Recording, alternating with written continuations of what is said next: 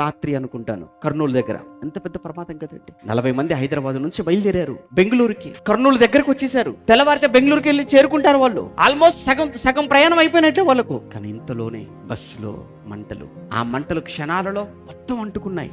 అంత నిద్రలో ఉన్నారు. డోర్ లాక్ అయిపోయింది. అంత ఏసీ బస్సు.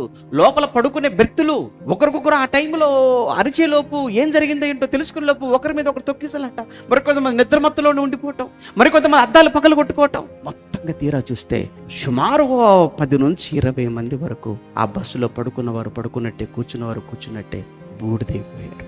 ఎంత విషాదకరం. కనీసం వార్త విన్నప్పుడు కానీ, చదివినప్పుడు కానీ, చూసినప్పుడు కూడా కనీసం మనిషిలో అయ్యో అన్న ఆ మాట కూడా ఆ మనిషిలో నుంచి రాలేకపోతుంది అని అంటే మనుషుల యొక్క హృదయాలు ఎంత పాషాణంలా, వాళ్ళ గుండెలు చూసారు ఎంత రాయిలాగా మారిపోయాయో. అనురాగ రహితులు అన్నాడు చూసారా.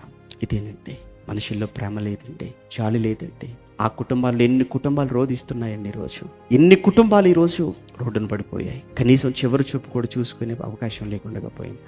ఆఖరి చూపు అంటారు కదా, ఆఖరి చూపు కూడా నోచుకోలేకపోయారు. జీవితం ఆవిరి వంటిది.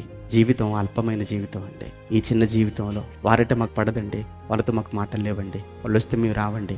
ఏంటండి ఈ మాటలు?